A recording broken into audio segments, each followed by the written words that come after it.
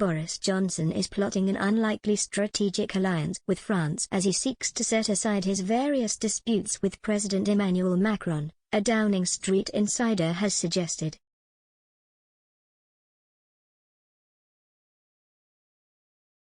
Anglo-French relations have been under enormous strain in recent months, with the two nations at loggerheads in relation to post-Brexit arrangements for fishing, migrants seeking to cross the English Channel and the AUKUS defence pact between the UK, USA and Australia.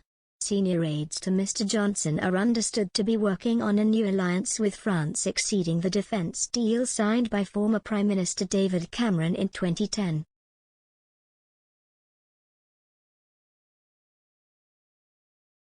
If successful, such a team-up could allow Europe's two most significant military powers to extend their global influence, especially after April's presidential election.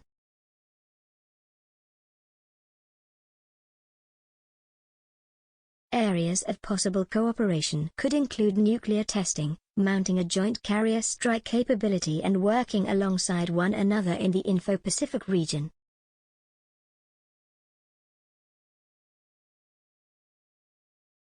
One No. 10 source told the Sunday Times, "Getting the band back together, kissing and making up, seems to us inadequate for the times we are in."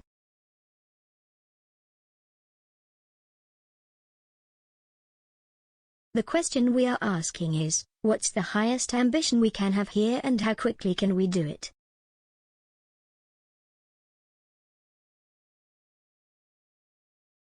It seems lacking in ambition to just return to civilized discourse.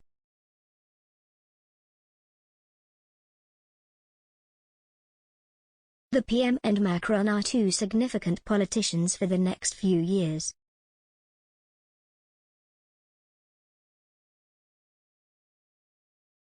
They are the same species. Something tells me it would not be at all implausible to have some sort of significant Anglo-French rapprochement.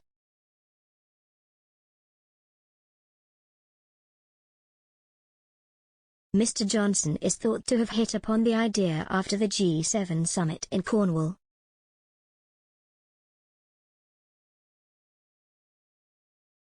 Another aide said, Boris had been saying, more in sorrow rather than anger, that the politics of France are such that they have to ensure that Brexit is not a success.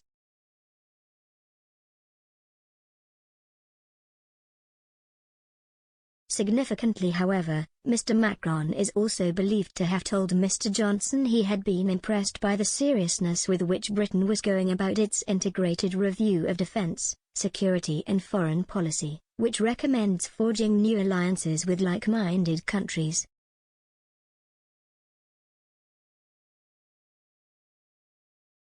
Mr. Johnson's advisers are keen for the two nations to go further than simply patching up relations, to the point where British soldiers could even lend a hand with France's peacekeeping efforts in the Sahel region of Africa.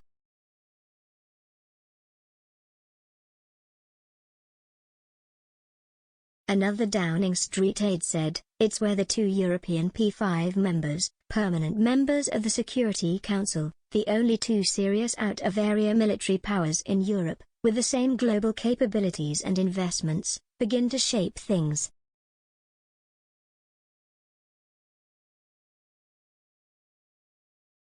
Lord Darroch of Kew, a former National Security Advisor as well as the former UK Ambassador to the US, said, we both have serious defence capabilities and aspire to global roles, we are both nuclear powers, and we are neighbours.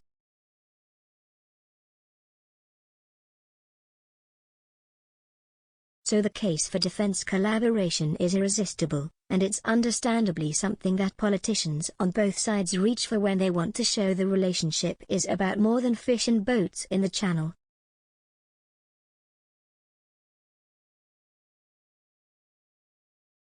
Relations between Mr. Johnson and Mr. Macron are understood to have soured after a promising start, especially in the wake of the row overfishing, and Mr. Macron's remarks about the safety, or otherwise, of the AstraZeneca jab developed in conjunction with scientists from Oxford University.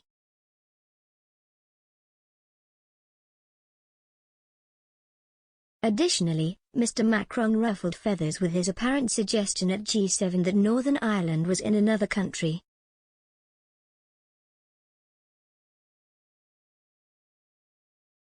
The pair also clashed in September over the AUKUS Pact, with Mr. Macron furious at the consequent scrapping of French state-owned company Naval Group's £40 billion contract to build a fleet of conventional submarines.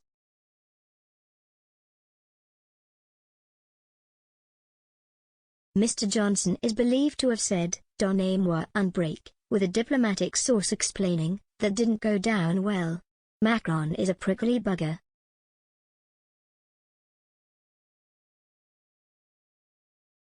A cabinet source added, "Macron went crackers over AUKUS."